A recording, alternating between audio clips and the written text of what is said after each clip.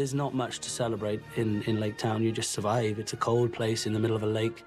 It's a sorry sight. You know, people are living hand to mouth, basically.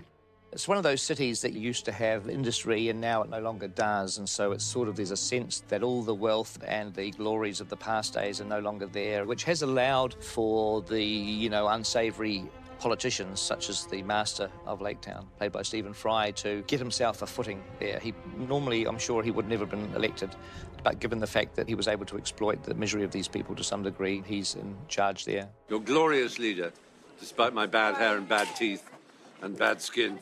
The master of Lake Town, in the book, he's there, but he's not fully drawn, so to speak. But he had a huge amount of potential. That's what we saw in the character.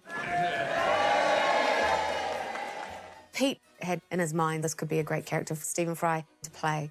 Stephen Fry was somebody who I'd known for several years because we had worked together on a script for the Dam Busters, and we still are. I mean, it's a film that will still get made, and I mean, I know it sounds silly, but you want to work with nice people, and Stephen is fun and delightful.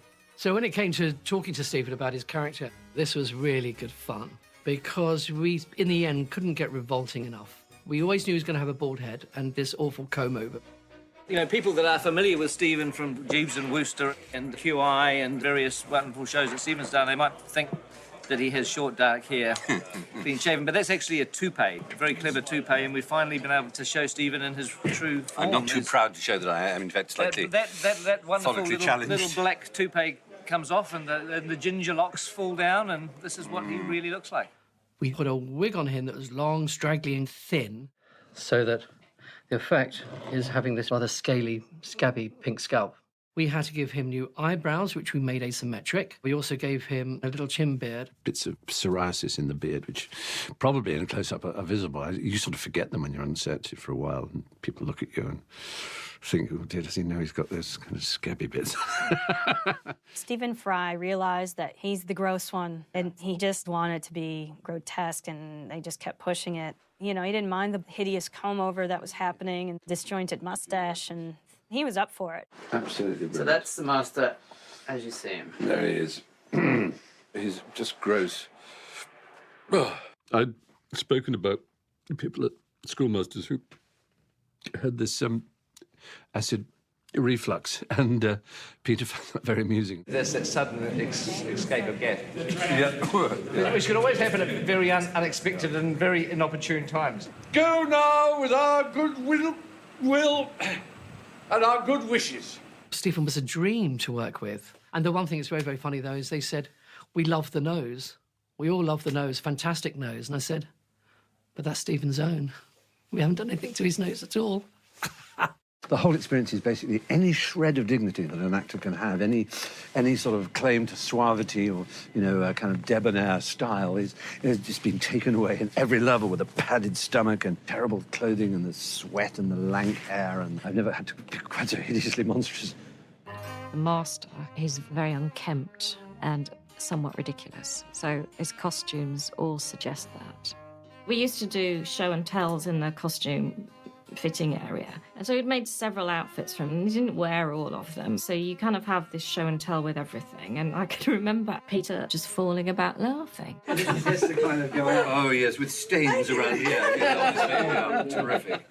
You need that level of lavishness on him and rich fabrics to begin with. We did break them down, so they looked mouldy and greasy and grimy, but he still has to look like he's got more money than everyone else. Good morning, sire.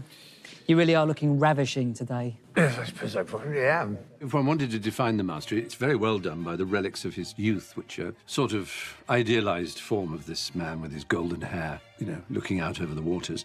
And another is his portrait, where he stands proudly in younger, better days. When Stephen was doing one of his costume fittings, I took the opportunity to get some photographs of him. Then that was printed onto canvas.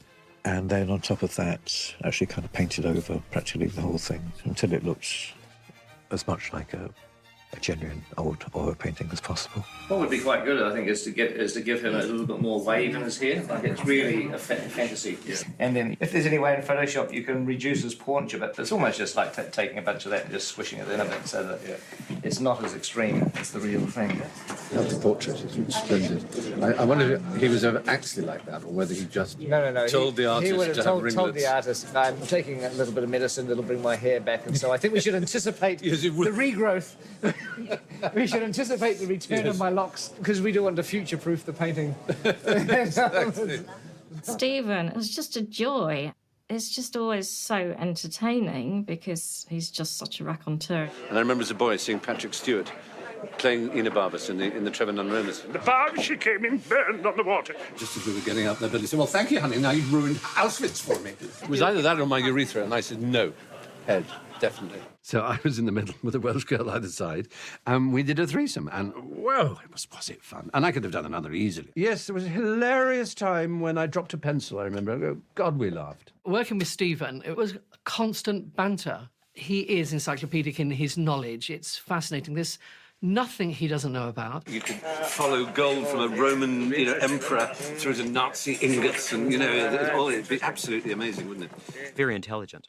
Proceeded to tell me within 2 minutes of meeting him where boom came from, the word boom and what it means, and, the derivative of, and it's like, oh. Being from Belgium, I speak a bit Flemish, and so he was on set meeting Stephen Fry and started to talk to me in Flemish. Out of the blue. I was like, where did you learn it? And he was, I was traveling and I picked up the language. So he speaks so many languages. The Italian word is morbidenza, fun enough. Nous devons couper. Sieg wird unser sein.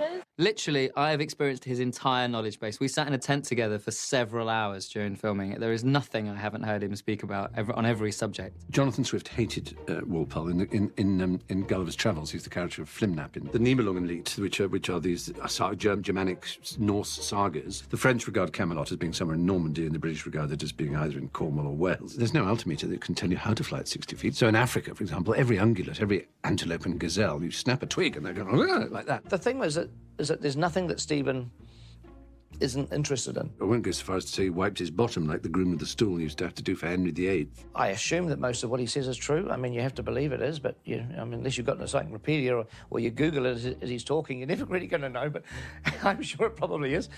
Sorry? Tell me what that camera is. It looks so sexy. Oh, it's an iPhone with a wide-angle lens. Shh. Oh, yes, it's something that you don't know about. I've actually got a piece of technology that you don't know about.